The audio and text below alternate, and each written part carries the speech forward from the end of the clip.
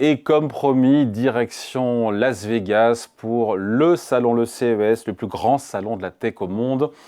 On y retrouve évidemment tous les géants de la tech américaine, Nvidia et compagnie, les GAFA, mais aussi beaucoup de startups françaises qui seront présentes. Salon qui a ouvert ses portes mardi, qui se tient jusqu'à aujourd'hui. L'occasion de retrouver Maxence Fabrion, journaliste chez Madines.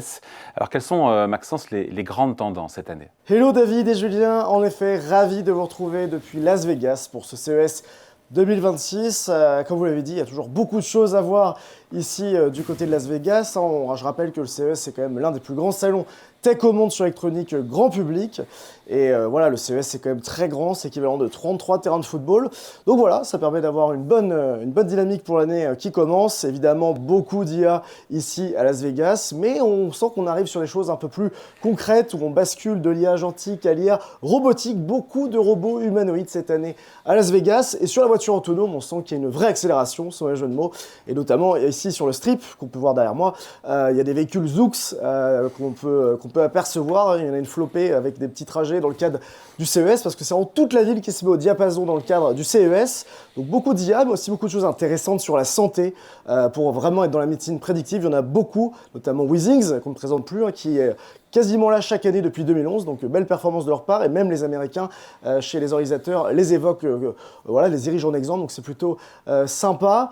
Et puis voilà, on sent qu'aussi aux États-Unis, on a un peu moins de marasme qu'en France. Alors certes, la situation politique, elle est quand même pas simple non plus de l'autre côté de l'Atlantique, mais voilà, les Américains ne sont pas déprimés par la situation, ils sont toujours ambitieux et optimistes, et je vous cache pas que par les temps qui courent, ça fait vraiment beaucoup de bien, donc ravi plutôt d'être au CES pour ramener un petit peu de cet optimisme en France dans quelques jours.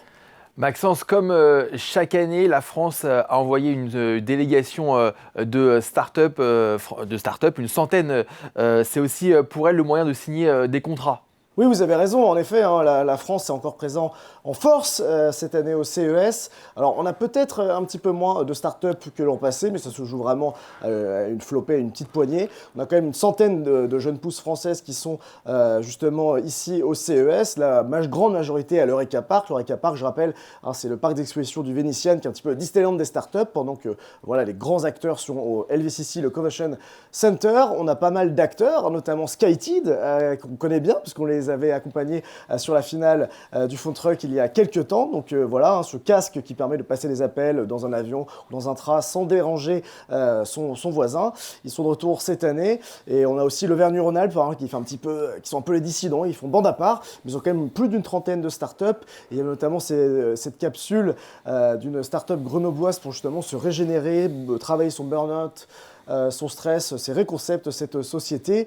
Et puis on a aussi des choses aussi autour de la santé. Je pense notamment à Siaptic, justement, pour permettre aux malvoyants d'avoir un meilleur aperçu de leur environnement. Donc ça, c'est plutôt une bonne chose, des choses utiles. Et puis une sensation côté français, c'est notamment Allergen Alert, qu'on connaît bien, parce qu'ils étaient aussi en finale du Fond Truck, et ils font vraiment un tabac dans la presse américaine et même internationale. CNN et BBC sont intéressés avec ce boîtier, justement, pour détecter les allergènes alimentaire. Ça marche plutôt bien. Donc une French Tech qui tire bien son épingle du jeu. Et je disais tout à l'heure en intro, mais Withings aussi se démarque avec Bodyscan 2, cette station de santé pour être un petit peu votre coach au quotidien et faire en sorte que tout va bien.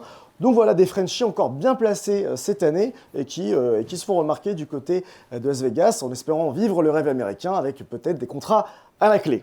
Le rêve américain, Maxence, avec justement, on le voit sur les images des Américains, ils savent faire le show, hein. Oui, en effet, une dernière chose, on sait que Las Vegas, c'est le show, il y a toujours des choses intéressantes qui s'y passent.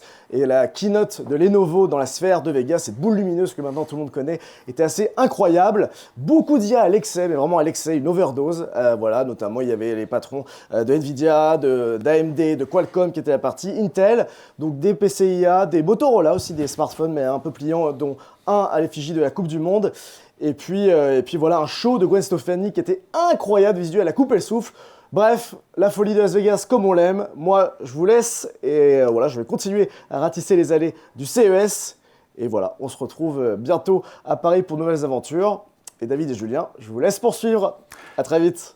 Oui, à très vite, Maxence, merci. On vous laisse finir de couvrir le CES depuis Las Vegas. Maxence Fabrion, journaliste chez Madines.